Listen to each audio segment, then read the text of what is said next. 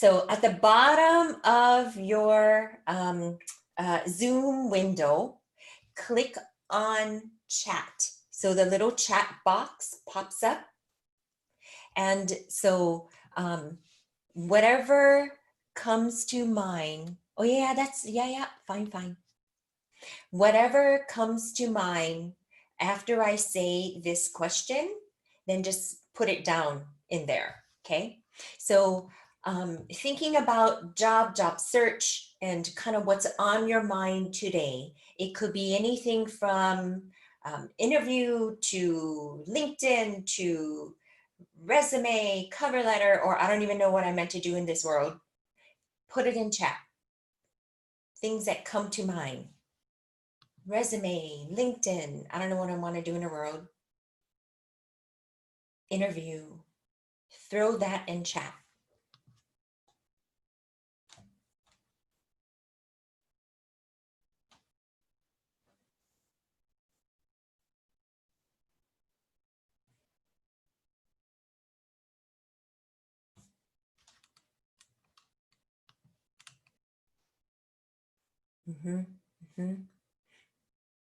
Yep, so we got a couple of LinkedIn. Some are coming private to me. What are good questions to ask the interviewer? Who's hiring at this time? Yep. Cover letter, LinkedIn. So we have maybe three LinkedIn. Maybe we should definitely spend a bit of time after the okay, so I'm going to ask this question, okay, and tell me yes or no. I had prepared things about the interview piece and how to nail that around. Tell me about yourself, but I don't see any of that on there. So I don't want to like go in that direction if we want to now talk about LinkedIn. Yeah, because I had a lot of LinkedIn. So, so option one, let's dive into LinkedIn and answer your questions around there. And then if there's time, go to interviewing. Okay, so that's option one. Okay. Or option two, let's dive into the interviewing. Tell me about yourself, and then answer the questions after. So which one would you rather have? The second one. Two. No, yeah. Okay. Oh, sorry. Yeah, you can throw it in chat or you can say it out loud. Okay. What was two again? Oh yeah, two. It's like, oh my gosh. Okay, two was let's talk a little bit about interviewing and how to answer the question. Tell me about yourself and then dive into LinkedIn, right? Say yeah, nod head, yes, up and down. Okay, thank you. All right. Okay, so because we have a little bigger group today, and what I'm going to ask is if you have a question, throw it in chat. If you have a question, throw it in chat when you have a question. It also helps us remember our questions. So, because sometimes that we're like, oh, I had a question, where was it? So as soon as you have a question, throw it in chat. Yeah. And then we'll get to your questions. All right. LinkedIn. Oh, I'm sorry. See how my brain works? Because I said that first. Okay, so interviewing. Now, my upbringing is like strong. The upbringing, don't say anything. Why you gotta say something? Keep quiet in a meeting. Why you gotta ask question? I remember going to places and I'm like, oh, I'm gonna ask. My dad would go, no, shh, just sit here. That upbringing is super strong. And it took me a long time to just ask. Even till today, here I am, I'm in a meeting, I'm in a board meeting, and this is all the executives of our department. I could go the whole meeting without saying a word, because that upbringing is super duper strong. Don't see anything. And my mom, some of you guys know my mom, you've met my mom, feisty Korean, like feisty. And she would sometimes tell me, oh, too bad, yeah, you like me.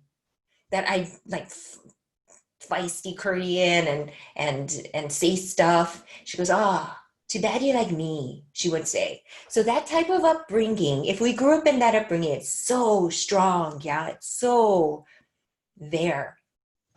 So I want to talk a little bit about interviewing because in an interview, you have to kind of talk about yourself. And who wants to talk about yourself? It's so much easier to talk about somebody else than to talk about yourself. Yeah. So I want to talk about a few things about interviewing, because what would happen, and tell me if this is you too. If this is you, can throw in chat, yep, that's me. When you're in a meeting and you want to say something but you don't, like you're like, oh, I want to say something, but you just hold back and you just sit there, and then somebody else says what you're going to say. Has that ever happened to you?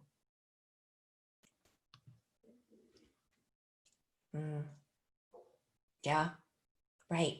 It's because we have a thought and then we start thinking in our head like, oh, maybe we shouldn't say that. Or what if it's a stupid comment? Or what if it's not really relevant?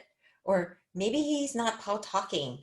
Or, we have these thoughts, and it's like we just kind of like our bandwidth gets sucked away. Okay. So I see this as like, bandwidth. When you have good bandwidth, your video works super fast, your computer. But when the bandwidth goes down, like when my son is playing video games, he sucks all the bandwidth away. So now it's like everything is like moving super slow. So I call that bandwidth. When we're in a meeting and then all of a sudden we have a thought like, no, maybe you shouldn't say anything. It's like my bandwidth is being sucked away thinking about this thought. Yeah. And what's left is this much here. Or someone goes, so what do you think? And you're like, oh, wait, what's the question? Right? Because your brain is like spinning on something else. That's what happens in an interview. When someone asks us a question and then we kind of freeze, right? Or if they start looking down or like, oh, I'm boring them. And then all of a sudden we start thinking these thoughts where a bandwidth gets sucked away from that interview. If we can keep that bandwidth there, right there, super still, all there, then we can be more on the spotlight, and say things and lean in. I call it living to the edge of your skin. Live to the edge of your skin. Because sometimes we just shrink back, yeah? We like live here instead of just live it right there, all the way to the edge of your skin. How do we do that when we've been conditioned to not say anything? We've been conditioned to not be that crab trying to come out, but to not be the nail. My dad used to say, don't be the nail, because then the hammer gonna hit your head. He would say these things to me, to just kind of like stay under the radar. But how do you do that in an interview when you're supposed to be like all there? Yeah. So I have some tips and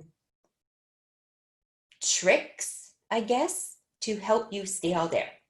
Now, has anyone ever, and you can click on the bottom where you can do a reaction, like see how I did a reaction on the bottom and I did a thumbs up.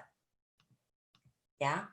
And then eventually, yeah, it goes away. I think it eventually like goes away. Okay. How many of you, and you do the clap one, yeah. How many of you have ever taken improv? Improv. Pastor Lori did. You did? Long ago. Pastor Lori did improv. Okay. Long ago, I was working with a guy, he lived in San Diego, Manuel, in San Diego. He was an awesome programmer.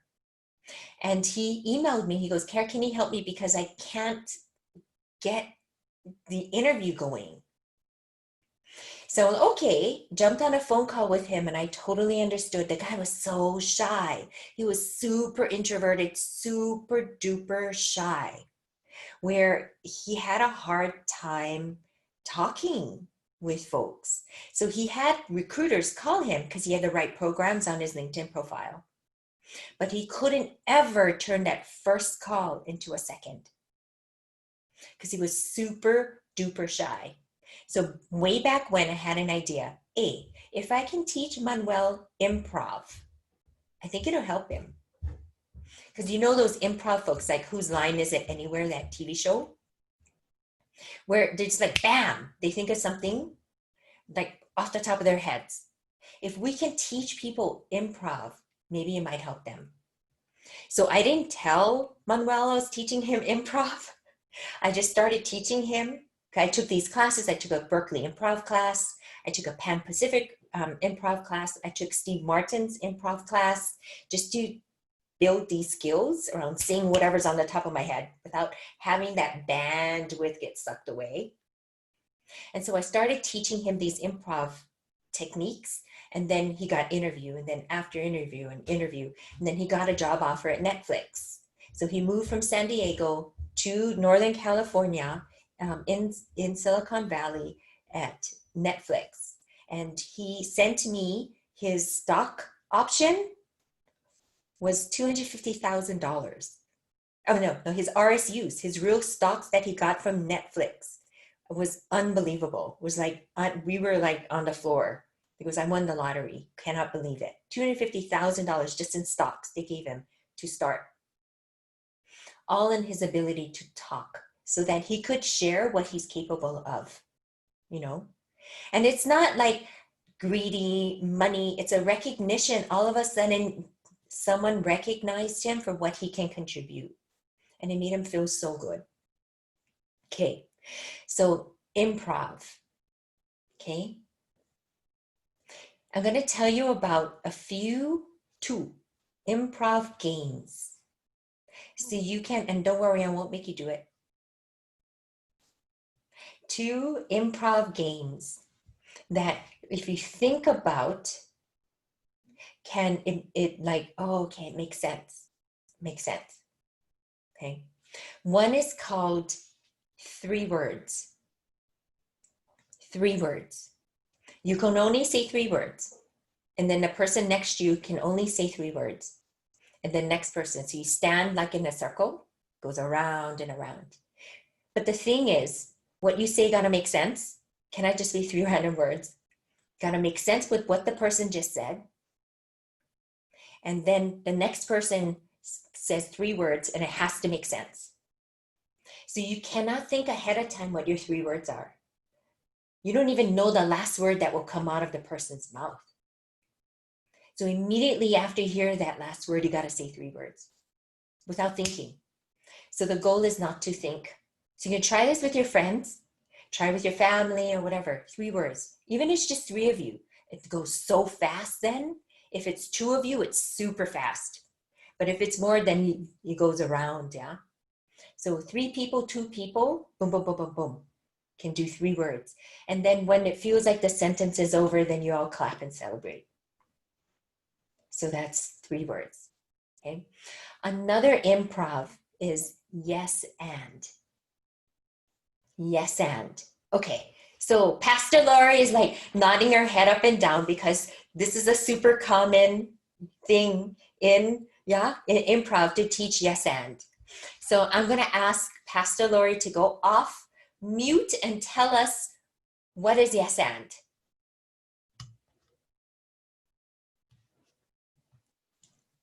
Well, what I learned was that it's that someone makes a statement and you say yes and you add on to that.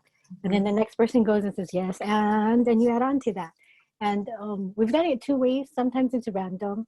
Another time would be around a particular topic. So you have to stay within the realm of that topic when you add on to that yes and. Yes. And yes and see? Yes, and sometimes you have a ball and you're standing in a circle and you throw the ball to somebody and they got to go yes and. So it's even more, it's not even a predictable pattern to go around a circle. You're like, okay, so it's my turn to talk and you got to talk first thing in your head without thinking. Now, the power of yes and is because if I say but, okay, in an interview, you want to connect, right? You want to connect. That's the whole thing. If you've ever interviewed someone, you're like, man, I got a good feeling about this person. It's because you had a connection with them. So you want to connect. And to stay connected is when they're like focused on you. You're telling a story, you're giving an example, and they're focused. Whenever you say the word but, what happens in a recruiter's mind is they have to disconnect Remember what you said because you just negated it. So you've lost the connection. So, but isn't necessarily a bad word. It creates disconnection in communication. So replace all buts with yes and. Try. Notice every time you say but, okay, go put a rubber band around your wrist and tell your friends, if I ever say but, or your family members, they got to slap that, okay? Awareness. Not too hard, just like that. So that you're aware. And all of a sudden, you're going to notice every time you say but. Replace it with yes and. So that you stay connected. It's you're continuing on a thought versus have to go back and remember. All of those words, just like I said, as I said before, yeah? All of those have to disconnect and remember. We don't want that. Just continue on the conversation. Keep it going. Another thing about but is sometimes it stops the improv. Like you're going and the improv is to keep going and going and all of a sudden says but, it like stops the improv because now we're like not going in that direction anymore and everyone was going. And so in the game of improv, they don't like that. Yeah. So yes and. Those are 2 improv games that you can try. It'll force you to say whatever's on the top of your head. And the beautiful thing about improv is you're supposed to laugh. So if you say something silly, that's the point. It's like it gives you a space to mess up. It's okay to mess up. Yeah. Okay. So improv, try a couple of those. Okay. Tell me about yourself. Tell me about yourself is one of the most common first questions. As a recruiter, we're not trying to trip you up. We actually think it's an icebreaker. Oh, as I'm transitioning from my last conversation to this conversation, oh, just tell me about yourself. And then what comes out of the mouth is like, well, I was born in, and we're like, uh-oh, where's this going? I was born in Kapi'olani Hospital. And we're like, oh, no, going to be one of those. So it's your first impression as well. Yeah, because it's the first thing you're saying. So this is my recommendation. Since it's such a vague question, let's tell them what we want them to know about us. And I recommend you break up that question into 3 chunks. Organize it into 3 things. The first one is around your passion for your work. Okay. I knew I was going in this direction and then I took this class and it totally changed my mind. By accident, I was coming out of the recession. I was supposed to be in finance, but I got a marketing job. And oh my goodness, I am so glad I did because that changed my entire life. So that the recruiter feels assured that this is your calling. Yeah, this is your calling. Because we have all hired people that are passionate and didn't quite have the right experience. But we hire them because this is it. This is like their calling in life. So passion. Then give us a really quick chronological view of your background. After that, I went to UH and then I worked here and then I worked Pioneer Federal and then I worked here and now I'm here. That's the second piece because they do want to hear chronology. And then the third one, connect it with who you're talking to. That's why I'm so excited to be sitting here talking with you guys at Bank of Hawaii. So excited to get back into the banking from before when I was at Pioneer. Some sort of tie-in to them. It also gives them a clue that it's their turn to talk. Ever been in an interview and you stop talking and they're looking at like awkward pause? You stop talking and it's like silence. Awkward pause. It's because we didn't really warn them that we're going to stop now. You know, anything. We can do any like warning. Oh, so that's a little bit about me. Oh, warning, my turn now. Yeah.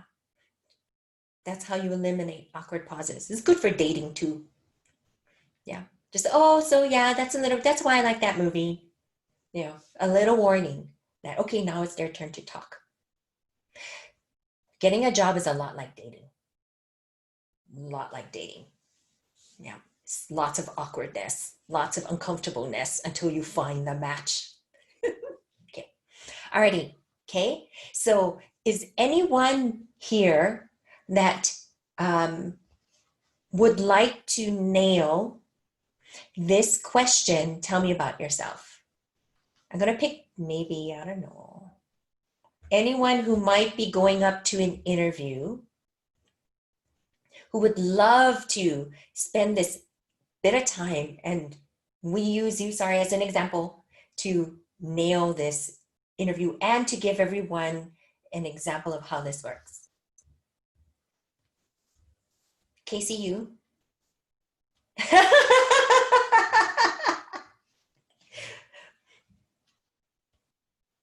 Oh, Lori wants to go. No, no, oh, you're just saying good job. I'm not going to an interview anytime soon, so if there's someone who is, then I'd rather have them. Go. If there's anyone, yeah. The only other person I think that might be closer would be David, Okay. you know, because he's done with his resume. Okay, sure. Wait, hold on. I need some time to think about No, it. no, no, that's okay. Yeah, yeah, don't think. Yeah, see, that's the thing. Don't think. Okay, no, I'm gonna add just, this is not an interview question, totally not an interview question. You're in marketing, correct? Mm-hmm. That's the next job that you're thinking, marketing? Yeah. Okay, what about marketing? How did you know marketing? I mean, you were in class, and did you take a class or did you have an internship? What kind of like moved you in that direction? Um, I think it was because I was focused on art, but then I wanted to do something that was a combination of strategy and art. Ooh, did you take so were you in an art class? Like, how did you come to that conclusion? Like, how were you sitting down and talked to somebody or took a class and you're like, oh, this is good. I like the artistic piece, but I would love a more. I took an art history class in my first term. So I knew I wanted to do art, but the advisor told me I didn't need to do like a full major, so I just did a minor. Um, I don't really have anything else. Yeah. So it's the marketing, I can totally get that because it's super creative, totally utterly creative. And so um, and what did the advisor say, hey, have you ever thought of marketing? No, I think I made the decision on my own, but I can't remember why. I Mhm. think it was just that I like designing things, so I thought it would be cooler to be on the strategy side of it and not just do all the creative stuff. Cool. Yeah. Yeah. And you recently graduated with a degree? In 2017, yeah. Okay, and what have you been doing since then? I've only had one job. It's at the radio station. So I do most of their digital marketing and then I do all their graphic design and web stuff. Yep. Awesome. Okay, so your answer could be something like this to tell me about yourself. Yeah.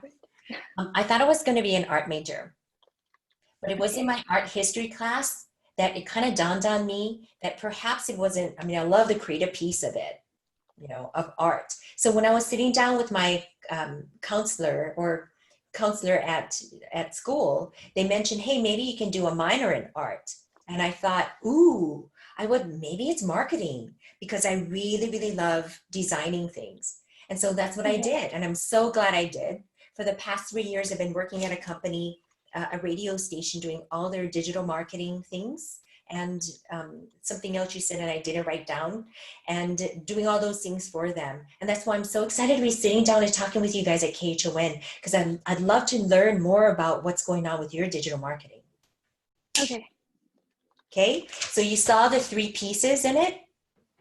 Yeah. Mm-hmm. So don't sit there and don't try to think about how am I going to answer this question. Answer 3 questions. When's the moment in your life when you kind of knew this was it? Tell me a little chronology from then until now. And then what can I say to connect what I just said to them? Okay. Yeah. Okay? Yeah, yeah. Thank you. You're welcome. Okay. Cool. All right. Good, good. All right. And I want to say one more thing, because beginnings or endings are super important. Tell me about yourself is normally the beginning. And then I have something called a mic drop. Bam. That I call at the very end, the mic drop. Okay. Okay. All right. So Taylor, I'm gonna ask you a question. What's your favorite car manufacturer? Hyundai. No, Okay. No fur. no. Subaru. I have a Subaru. I love my Subaru. Okay, so imagine you go to the Subaru station and two Subaru stations. There's one sales guy at Subaru station A and one sales guy at Subaru station B. Think about who would you buy from, okay? And this is all about the mic drop. A guy goes, "Oh, Taylor, yeah, it was a couple times now you came and you stopped by. Hey, I just want to say, I'm the most knowledgeable guy about Subaru on all the islands. I know everything. I've been working with Subarus inside and out. I fix Subarus. I know everything about Subaru. So I know you are thinking about which car, but just want to let you know, I'm the best." Okay, that's A. B, you go to another Subaru, you talk to another guy, the guy goes, "Hey Taylor, hey, it's been a couple times that you came to the lot.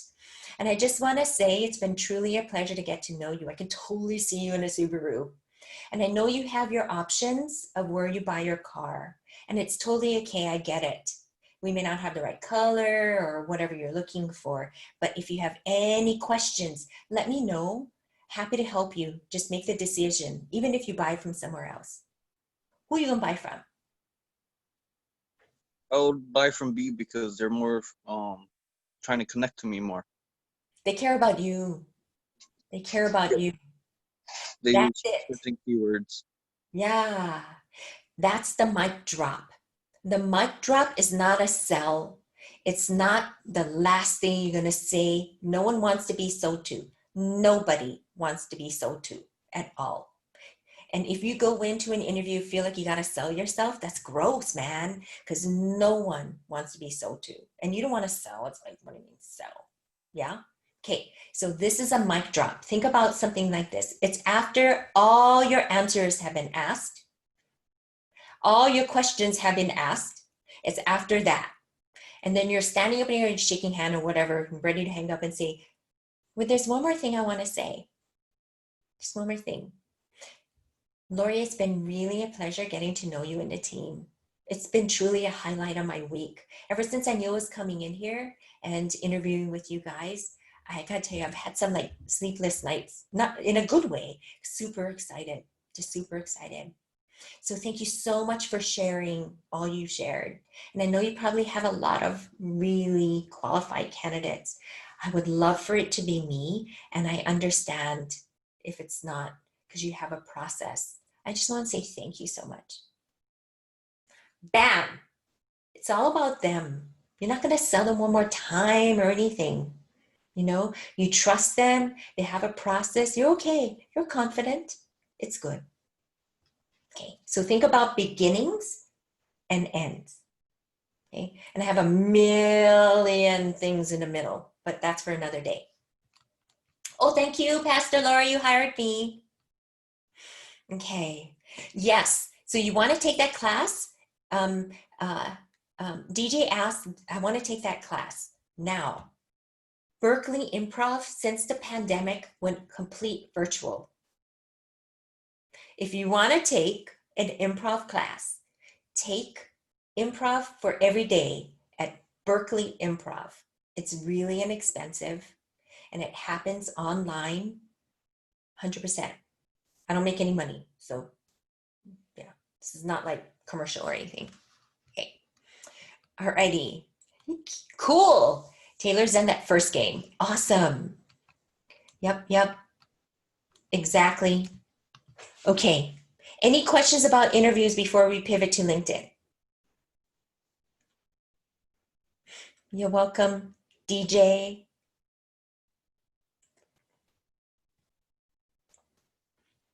Okay, no questions? Nothing in chat? I don't think I didn't see anything in chat. Alrighty, we're moving on to LinkedIn. Now, 3 people had put something in LinkedIn. Does anyone have a specific question about LinkedIn? Because I know this is where David is working on his stuff. Any specific questions about LinkedIn? Yep, go Pastor Lori. Sorry, there was one question in chat. Oh, thank you. How do you, when the organization is looking for that more aggressive, assertive applicant, how do you respond when an organization is looking for someone more aggressive or assertive?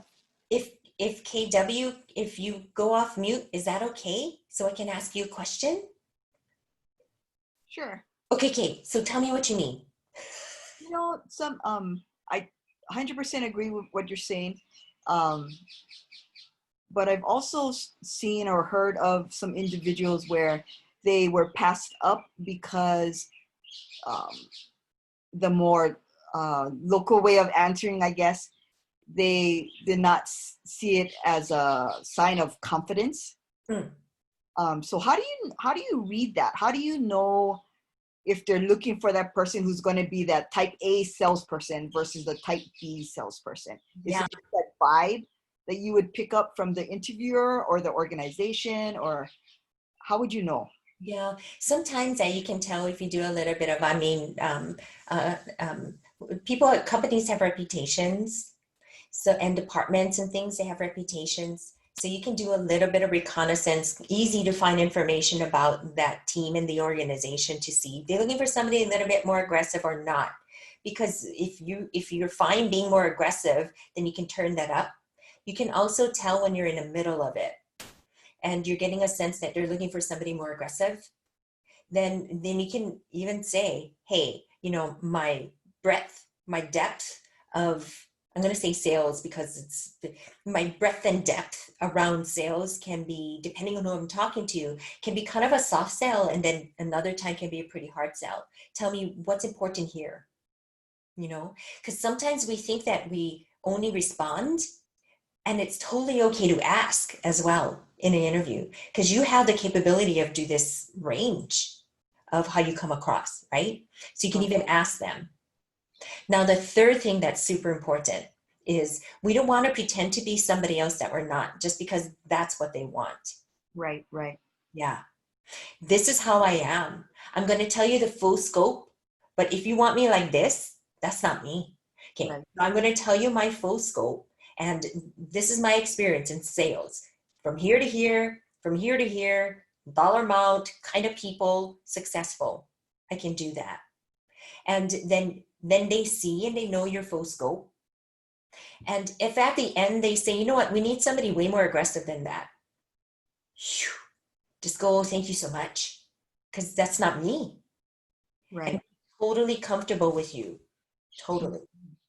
Okay. Thank you. Yeah. You're welcome. Okay. Anybody else? Questions before we move to LinkedIn? No? Okay. All right. So for the folks that put LinkedIn, I'm going to scroll up and look, like, what are your thoughts? What are your questions around LinkedIn? David, you said that. Somebody sent to me private, so I'm not going to say your name. AF, what are your specific questions around LinkedIn? And you can take yourself off mute if you want to versus type something in. I think it was just setting it up and looking for your, again, you know, how to get the 500 contacts. I guess steps and how, once you set it up, how to, I guess, send it out. So I can do that. You want me to show you? Yeah, okay. Okay, I'm going to share my screen.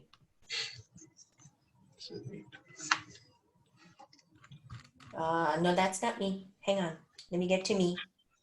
Okay, so you get into your LinkedIn profile, and this is how you get to more connections.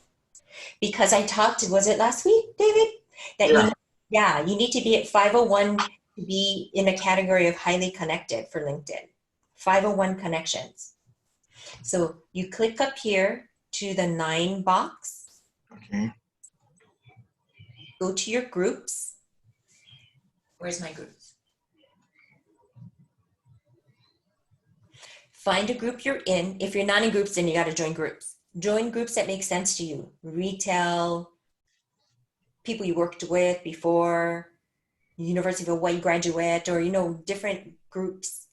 And say, for example, I'm a member of this environmental health and safety group. And I want to get an environmental health and safety job. Okay. Okay. Where you see all the members, click see all. Okay. And it'll show people closer in proximity, like miles away from you, from your zip code. Oh, I want to connect with Deshri. Click on Deshri. Go to connect. Add a note. Hi. I'd love to, or here, I'm expanding my network in the EHS field, and we are part of the same group. Okay. Yeah, whatever.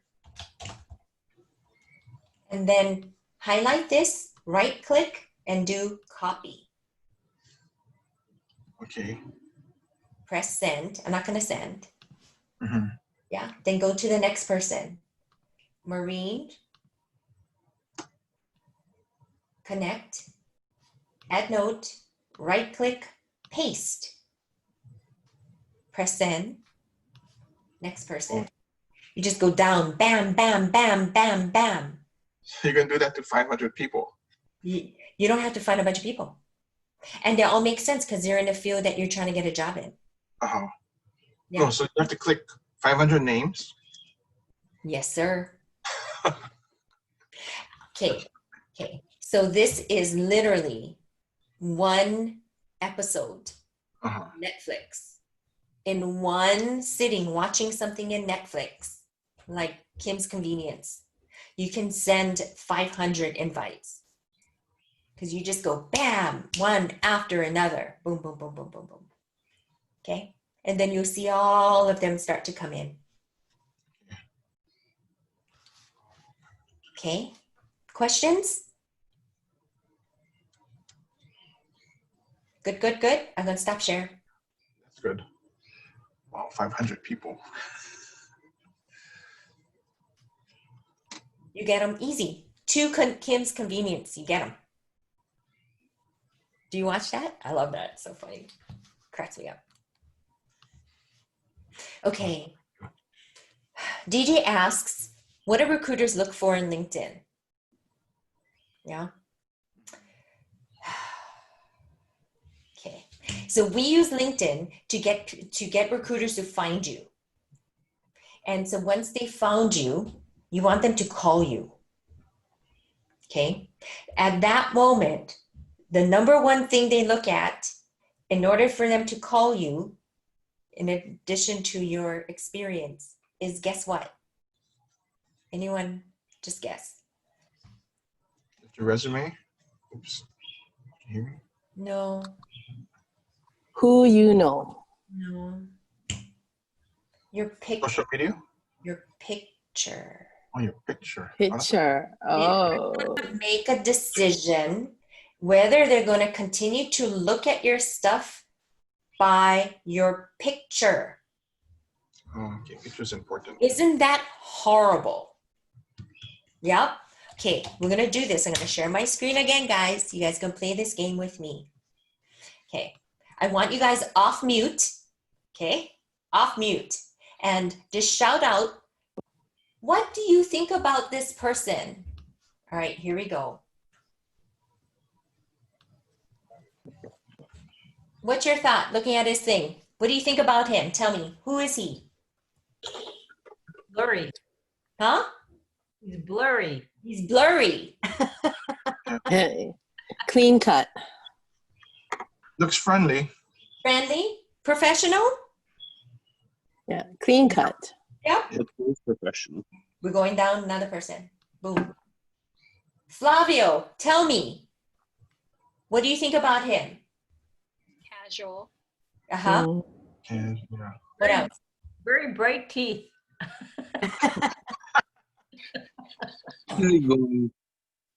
Slightly intense, maybe? Yeah. Okay. Here we go. Next person. Last one. RM. Friendly? No. No, No. Easy to no, work with? Always no. in a rush. Okay. Always hurrying from one place to another. Okay. So I'm going to stop sharing now. That is exactly what a recruiter does. Exactly. Mm. They will make their decision based upon your image, whether they're going to keep looking at your stuff and give you a call. It's so unfair, but we just did it. Just So, like an interview. huh? It's just like an interview. It's like a quick interview. It's like, Because usually in an interview, you could tell by their dress apparel, their appearance, how they present themselves, just like that. yes, we make 6 major stereotypes in the first nanoseconds we meet someone. That's just how we are. We cannot unwire that out of us.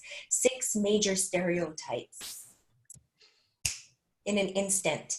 It's really meant to keep us safe. If you think about it, you walk into some place you're not supposed to be, you look around and you're like, oops, take a step back, right? We make these 6 major stereotypes, and they're going to do that with your photo. The most important thing, if you want a recruiter to call you, is you take a great photo. And for those that heard about what needs to be in a great photo, shout out what needs to be there. Need to see your ears. They're behind your shoulders. You gotta be looking straight at the camera. Mm-hmm. Right. So you guys can see me, right? Yep. Okay. Got to see your ears. So yeah, as if you could see my ears. What if you have small ears? No. Yeah. So it's like if you turn your head just a little bit, one ear gone, yeah. Right? So don't turn your head, because imagine I'm having this training and this thing with you, and I'm talking to you constantly like this, with my head turned like this. You're like, how come she talking to me like that? Versus It's like an attitude. Isn't it the assumption that we make? So the other one, who said the hair? Kim, was you, right? Okay, imagine if my picture was like this. Oh, I'm dead serious. Okay, women, I am so sorry. You got to have your hair behind you. Okay, right.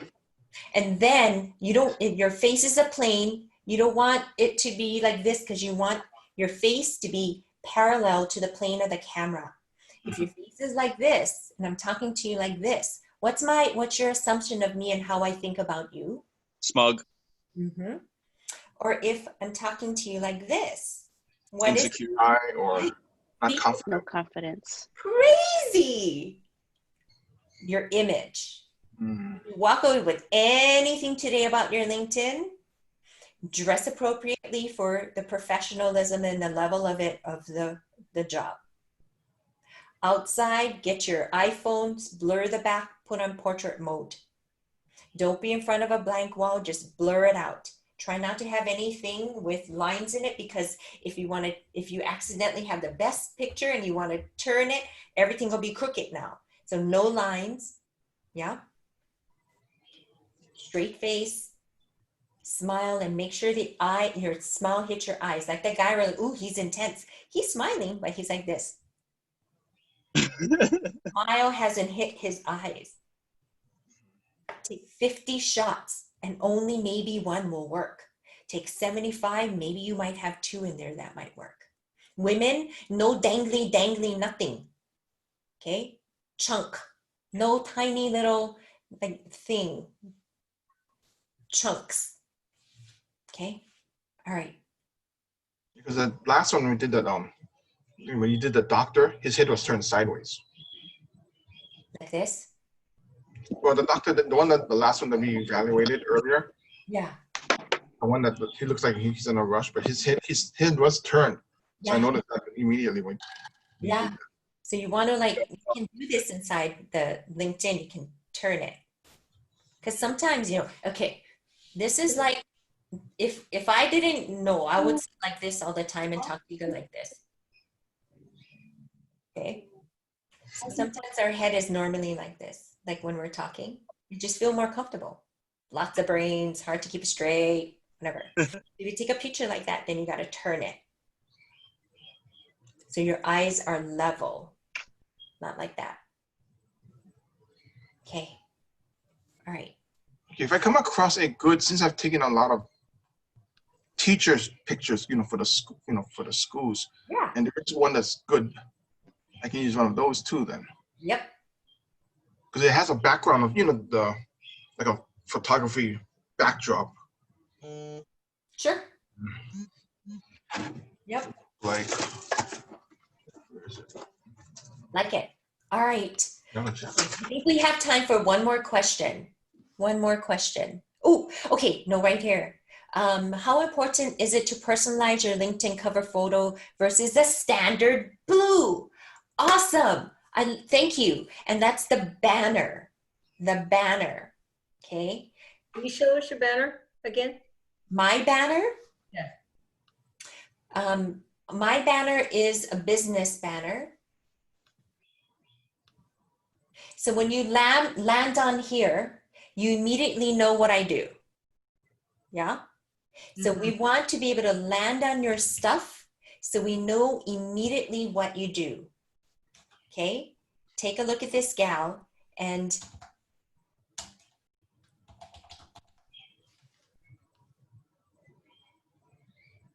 you land on her LinkedIn and you know exactly what she does. Photography. She's a digital design. She does digital design. She's kind of like in Casey's world. She's like, yeah. So whatever image you pick, they get it. Now, the most attractive look is that you're employed to a recruiter. Open for opportunity is the most repulsing look to a recruiter.